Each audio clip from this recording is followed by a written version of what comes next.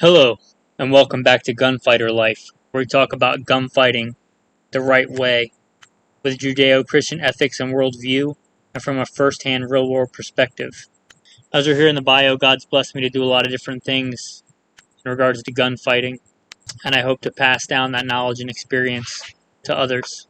Today we're going to be talking about lesser-known guns. This is going to be Volume 2. I did a Volume 1. You can look it up in your feed. This is going to be some other lesser-known guns. So, let's get together like men and hang out and talk about guns, something that, guys that like guns do. So let's get together as part of this virtual community and do that. I'll roll into the bio and then into the main topic. If you want to skip the bio, you can skip to about 3.5 to 4 minutes in. That should get you pretty close. Before you do, don't forget to like, subscribe, and write a review of the podcast. With that, first and foremost, I am a Christian. I make no apologies for that. It is first and foremost in my life, the greatest of all the commandments. Hear, O Israel, the Lord our God, the Lord is one, and you shall love the Lord your God with all your heart, with all your soul, with all your mind, and with all your strength. I don't apologize for that.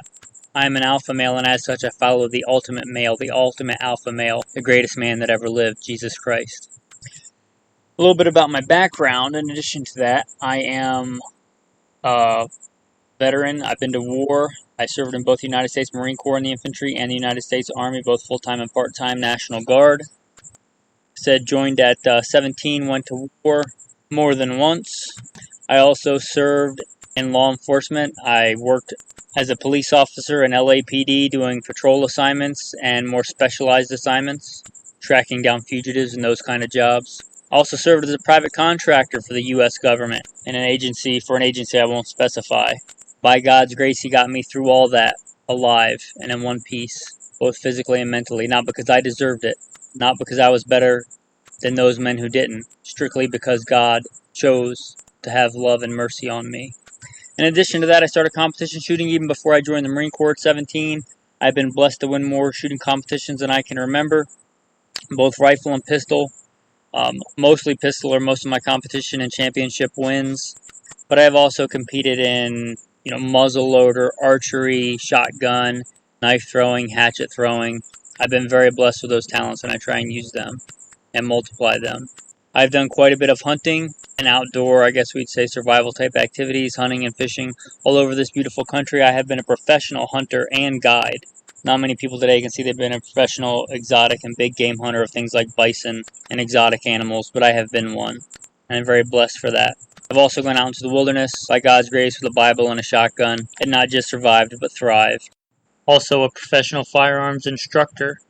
For the United States Marine Corps, I was an urban warfare and desert warfare instructor under a Mojave Viper.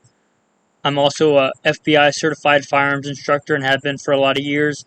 I'm certified by some other 3-letter government agency, NRA certified instructor, and I have taught at one of the big name firearms shooting academies in the country. So I've been very blessed to win many competitions and be a shooting instructor for military, law enforcement, and civilians. I have served as a commander of a tactical team. My current full-time job is as a leader of a tactical team.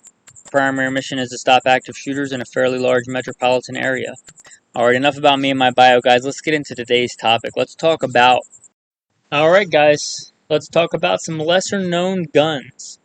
The first one is going to be the Benelli M3. Now, many people know of the Benelli M4, the Marine Corps combat shotgun. I have owned one. I sold it. I did not much care for it. I owned a Benelli M1 Super 90, which I sold to get the M4. One of the guns I kind of regret selling. It was one of the original HK Benelli M1 Super 90s, and it was a great gun. The only issue is it wasn't super versatile. I wanted a kind of do-it-all shotgun. I'm not a gun collector. I'm a gunfighter. So I sold it and got the Benelli M2 because it has more options with barrels and chokes. But enough about what I have. The Benelli M3. I really was looking at that hard, trying to decide between the Benelli M2 and the Benelli M3. Now, the Benelli M3, if you're not familiar with it, it's kind of a really cool, underrated design in that it is both semi-auto and pump. So you can go back and forth semi-auto and pump. There's another more famous shotgun that does this, I believe the Franchi Spaz 12. You'll see that in a lot of movies and stuff. It looks really cool, but it has a reputation for not being super reliable. The Benelli M3 does not have that reputation. It has a very good reputation. It's a very good shotgun. It is, if it is anywhere near as reliable as the Benelli M1, M2, or M4 that I have owned, then it is ridiculously reliable. I've never personally owned one, but they're a very cool gun. They even made one in the, the marine finish. If you're in one of those, more hostile, corrosive environments, super cool gun. The Benelli M3. You can switch between pump and semi-auto. You may want to do that if you're running things like super low recoil shells or less lethal ammunition that may not cycle on all semi-autos. Also, if you want to manually, if you know how to do it, cycle between different kinds of loads. Let's say you're out, in the wilderness and you're initially hunting for grouse and you realize there's, a big deer elk in the area. You can manually remove that shell with the pump and put in the munitions that you want. And there are some really good reasons for a pump/semi-auto, and it's not ridiculously big if it's anywhere near the same size as the other Benellis. So the Benelli M3 is a super cool, kind of unknown, great shotgun. The Benelli M2 is used by a lot of 3-gun shooters. It's super popular in those circles. It's super popular for hunting. The Benelli M2 is a great gun. That's what I own. The Benelli M3 is kind of a really cool crossover tactical hunting shotgun. Alright, next let's talk about a really cool 22. A 22 rifle for plinking and shooting and having fun. Most gun people know a lot about the Ruger 10/22, and for good reason. It's a great gun of the Marlin Model 60, which is also great. But this is a little bit lesser known one, and it has some real advantages. It is the Remington-speedmaster, Model 552. I have owned one of these. I don't own it anymore, but it is a really cool gun. I bought it during the last ammo shortage and got rid of it. But the reason I got it during the ammo shortage and what makes this 22 super cool is that it's a semi-auto 22, similar to your Marlin Model 60 or your Ruger 10/22, but it will shoot shorts, longs, and long rifles. Whereas your 10/22 and your Marlin Model 60s and most of your other popular 22 semi-autos are only going to shoot your 22 long rifle, which in normal times is not a big deal. I mean, it's 22 long rifle is usually super common and abundant and the cheapest, so why wouldn't you run it?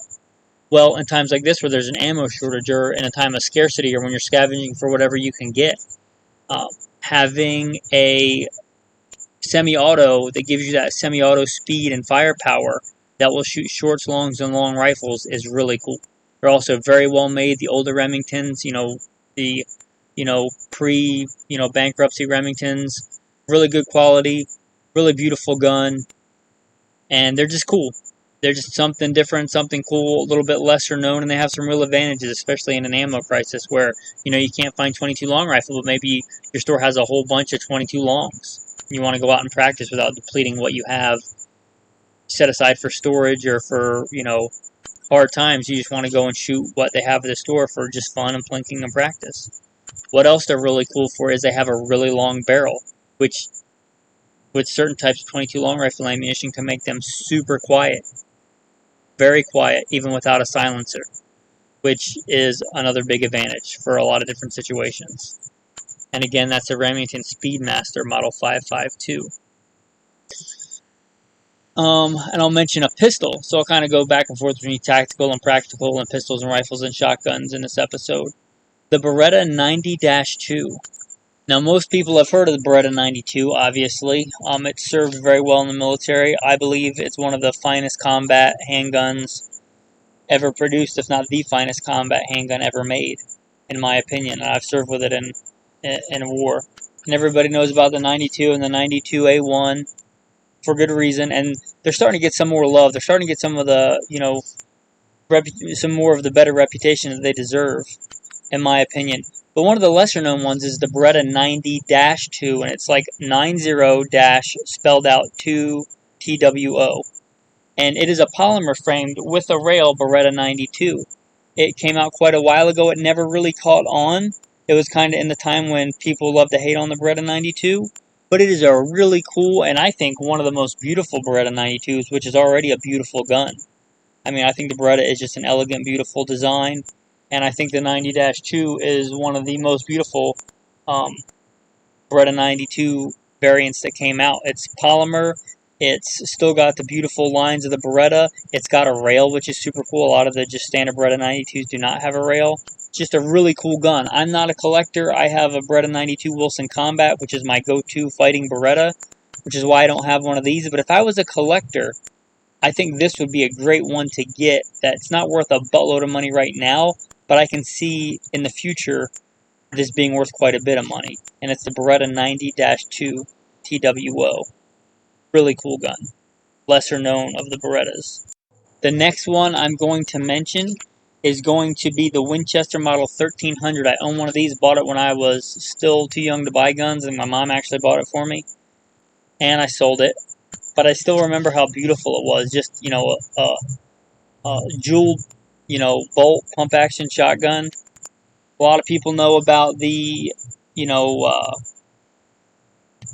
Mossberg 500, 590s, the Remington 870s. Those are the two big prolific pump action shotguns, and they're both great, and they're great guns. The Winchester 1300, if you're looking for something that just has some amazing quality to it and just some amazing beauty and craftsmanship, if you want to go out in the woods or have a all-around, all-purpose shotgun that just has a fit and feel of an America that has kind of went away, where we were all about producing stuff with quality, not pumping it out for big box stores, but just a beautiful piece of craftsmanship. Sometimes you can find these used at pawn shops, at gun shows for not a lot of money, and they're just a tremendous quality workmanship and beauty and just buttery smooth actions and just a great shotgun, a little bit lesser known. And if you're looking for a new version of that, you can get new. Most people know about the Weatherby, the Weatherby really nice bolt-action rifles and the Weatherby Vanguards. Most people know about Weatherby bolt-action rifles, but Weatherby is importing some really nice pump shotguns that you can get that are just great quality, great beauty. They're not made in America. As far as I know, the only shotguns they make are imported from Turkey, but they have beautiful craftsmanship. So the Weatherby pump-action shotguns, if you're looking for something a little bit different, beautiful, put-together pump-action shotgun, maybe give those a look. If you want some old-world American craftsmanship, get the, Winchester 1300. If you're looking for some, beautiful imported shotgun, the Weatherby pump-action shotguns are great and beautiful.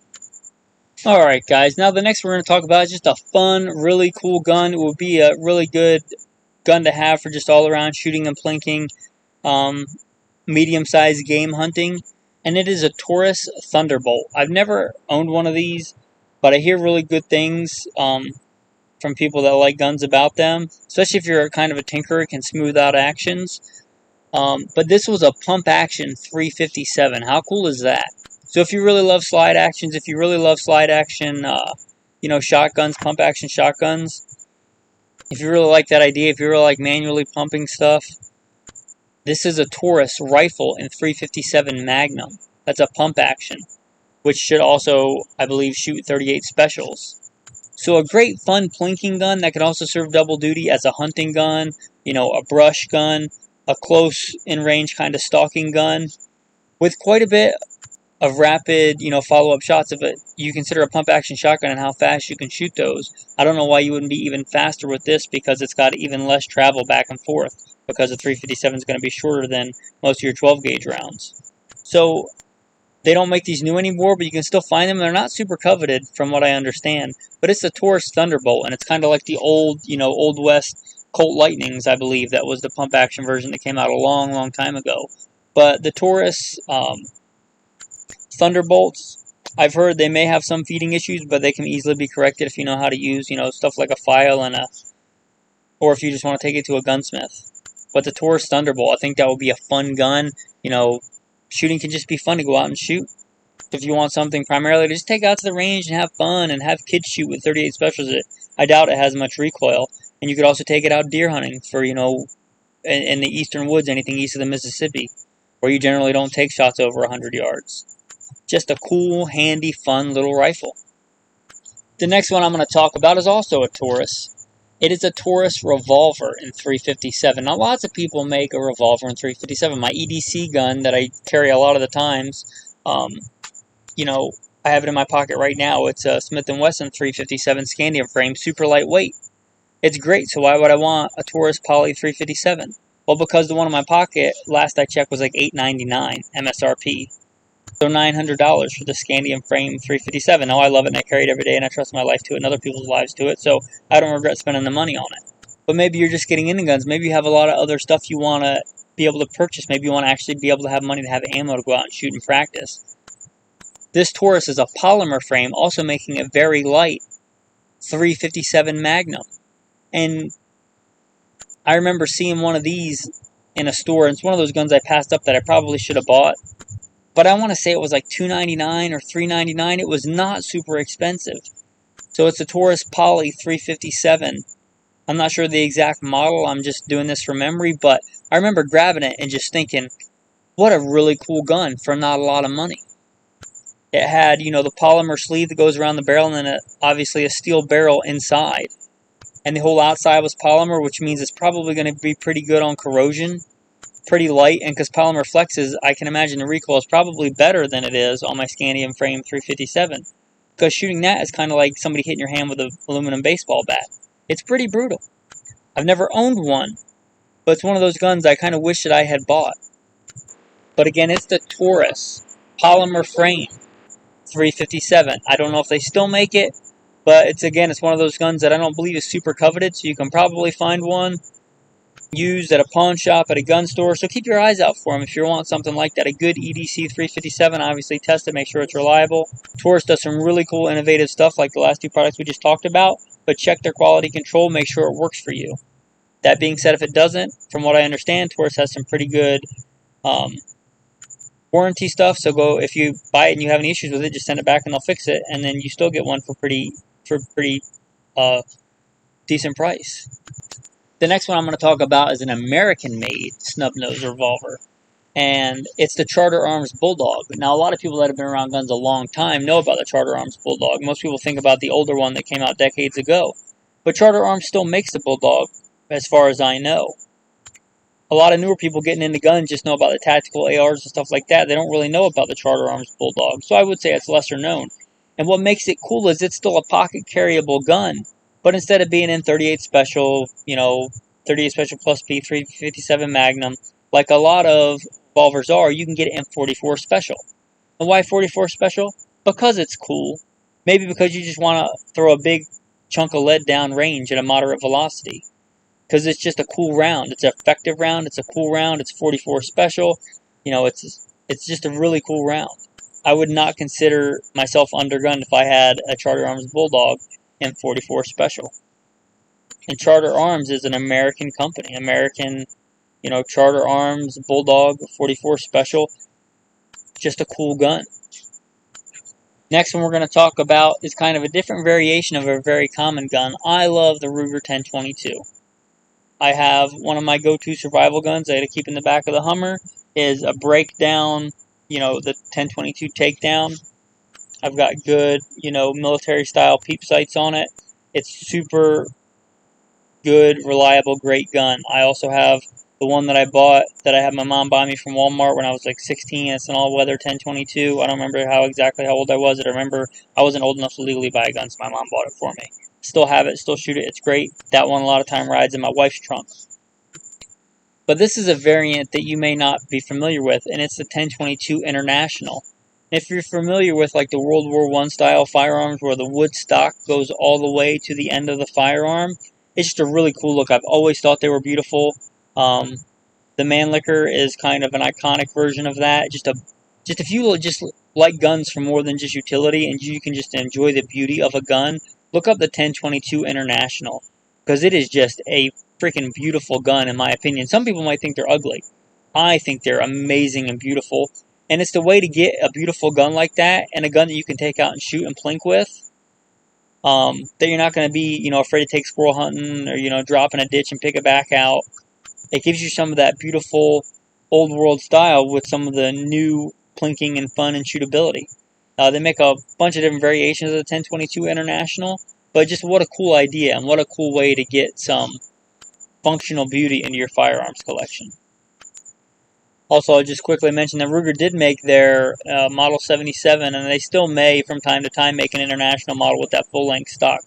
The full-length stock International in 308, if you want like a functional, beautiful centerfire rifle, to pass down generation to generation, I think that would be a phenomenal choice.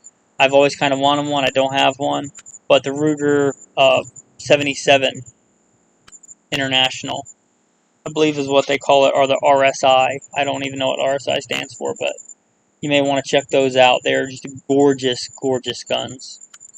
The next we're going to talk about is a new gun. It is a 22 Magnum, and it's kind of based off the Ruger 1022, but it's the Volquarsen 22 Magnum. They make a couple of different versions, but it's a semi-automatic 22 Magnum based on all the things you generally like about the Ruger 1022. Now, this is not a cheap gun. It is a super expensive gun, a super high-end gun, but a super, super cool gun. If you just want a super cool semi-auto 22 Magnum to go out and annihilate, prairie dogs, anything from a prairie dog up to, let's say, a coyote with the right ammunition and the right range, 22 Magnum is a slayer of those things. If you ever get into coon hunting's super fun, going out at night in the woods with dogs, but a 22 Mag is a go-to for that. If you ever decide you want to trap and hunt for pelts, things like that, 22 Mag. Now, this is a super high-end gun, but it would be a great gun. It would be a great survival gun, because 22 Mag is just a great... If you think 22 long rifle is a good survival round, which it is, 22 Magnum you could argue is as good or better. It gives you a lot of firepower without a lot of extra weight. Everything Volquarsen makes I've ever seen has just been top quality, which is why it's top money. But just look up the Volquarsen 22 Mags.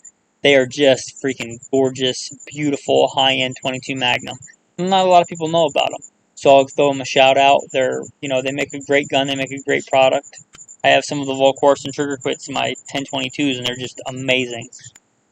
And we talked a little bit about survival. If you're talking about like wilderness survival, I'm not sure if you guys are aware of an over-under gun, like an over-and-under shotgun, except a double gun or an over-and-under combo gun, as they're often referred to, with a rifle and a shotgun. And Chiappa makes these right now.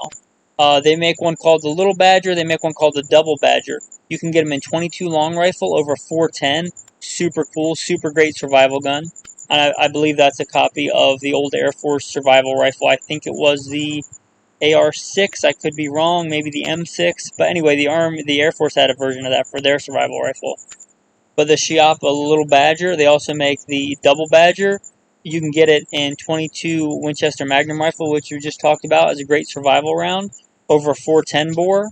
And what's really cool about the 410, because the judge and the governor have really brought that into the realm of self-defense, they make some really cool self-defense loads for that, which you could be even more effective with in a full-length shotgun barrel. And they also make it, it says here, in a 20-gauge 243. You talk about a really cool, going out, putting food on the table gun. Whether it's a dove, whether it's a grouse, whether it's a deer, whether it's an elk. And yeah, I wouldn't advise shooting an elk with a 243, but I have hunted quite a bit of elk, and I have taken, I was going to say the vast majority, but I may have taken all of my elk with a 243.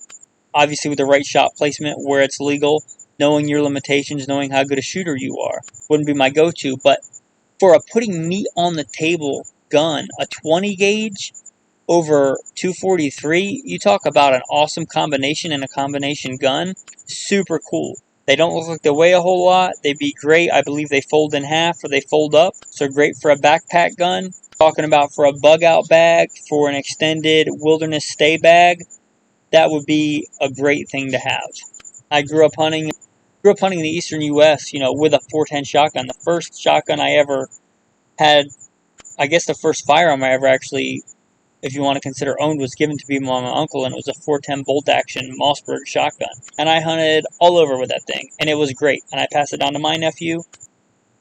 And sometimes you don't need or want a 12-gauge. If you're hunting things like squirrels and rabbits or pest control, 410 is great, and the ammo's lighter, which in a survival scenario, in a scenario where you're carrying everything on your back, literally, or in your hands, or carrying it on your body, lighter weight ammo is big. And if you shoot a dove with a 410 or you shoot a dove with a 12 gauge, only a couple of those pellets are needed to hit the target to do the killing, so why carry all the extra weight? That 410 243, man, talk about a cool gun. So I just looked them up, and MSRP for the 410-22 long rifle is like $441, and for the 410-243, it's $647. Talk about a really cool gun for not a lot of money. That's really cool. Now, I mentioned on the internet 243 over 20 gauge. I looked on their website on Schiappa. They don't list it. They listed it on the internet. Maybe it's something they used to make and they don't make anymore. But either way, if you could get one in 20 gauge or get one in 410, that's kind of your choice. But it does show that they still make one in 243 410, which would just be an amazing all around. Like, I'm going out and I want to put meat on the table. That would be an amazing gun for that. Alright guys, the next one is going to be the Howa Mini. And what makes this cool is it's a bolt action rifle, but it has a mini action for things like the 223, like the 6.5 Grendel. Now, a lot of firearms, they have what's called a standard action, and then maybe a magnum length action, or you sometimes heard it referred to as short action, long action, magnum action. And they'll just take like a 308 sized gun and put a 223 in it if you want a 223 or you want a 6.5 Grendel. But the Howa Mini doesn't. The Howa Mini makes an action that's scaled down for the 223, for the 6.5 Grendel. I believe they make one in 7.62 by 39. So you get a bolt action gun with plenty of power to hunt, medium to large game in a smaller package. And sometimes you're hunting in country where you do a lot of walking, you do a lot of hiking. That saying, ounces equal pounds and pounds equal pain. The ammo's lighter, the gun's lighter. Also, if you get fast with it, you're going to have less travel with that bolt, so you should be able to run it faster than a full-length action. Probably be a good choice for a youth shooter, for a female. Heck, even for me. I mean, I like small, handy rifles. And this Howa Mini kind of reminds me of, a Remington Model 7, Remington Model 7, not the 700, the Remington Model 7, or I believe the 600. Just a shorter, compact version of a great hunting rifle. So the Howa Mini, you might want to give those a check. They're pretty cool. And until recently, I'm not even sure I knew they existed. But just a super cool gun if you're looking for all-around hunting cartridge. The 6.5 Grendel, not the 6.5 Creedmoor that gets all the notoriety, but they make it in the 6.5 Grendel, which is super cool round, super effective, super efficient. And it's, like you said, lesser known. It's something a little bit different. Alright guys, with that, let's start winding down this episode of Gunfighter Life and lesser known guns and just hanging around and chatting about guns, guys. I would love to hear your comments on some of your lesser known guns. Maybe I'll learn about a gun that's really super cool that I didn't know about. So the easiest way to do that, if you're listening to iTunes or something like that where you can leave a review, go ahead and leave a review and put in there, great episode, my favorite lesser known gun is X or Y. Let me know. Let everybody else know too. Like I said, this is a community. If you want to support, a free way to support for you, all it costs you is a little bit of time, is to like, subscribe, and like I said, write a review. If you want to support financially, if you think this content is worth $1 a month, you can go to Patreon. Go to Patreon, type in goodshepherdtraining.com. It's the umbrella that houses this podcast and a few others that we do I'll talk about in a second. But Patreon, you can type in Good Shepherd Training. You can type in Gunfighter Life. It'll pop up on there. These podcasts are free to listen to, and I want it to stay that way, but sadly they're not free to produce and put out. So if you want to support, I hope you consider supporting with $1 a month. And if you don't have it, or you don't have it in your heart to give, then don't, and don't feel guilty about it. If you like this podcast, you also may like the Alpha Male Podcast. If you're manly enough to give that one a listen, check out the Alpha Male Podcast. I'm very humbled that it's doing quite well. Wherever platform you listen to this on, you can probably find the Alpha Male Podcast. And if you care about the important stuff, then check out Simple Man Sermons, the preachings of a simple man called by God to share the good news of Jesus Christ. Again, consider supporting on Patreon. Go to goodshepherdtraining.com if you want to check out, if you're a more visual person, goodshepherdtraining.com. You'll also find stuff on the Alpha Male Podcast and Simple Man Sermons on there. For all the gunfighters out there, close with a scripture. Blessed be the Lord my rock, who trains my hands for war and my fingers for battle. Psalm 144.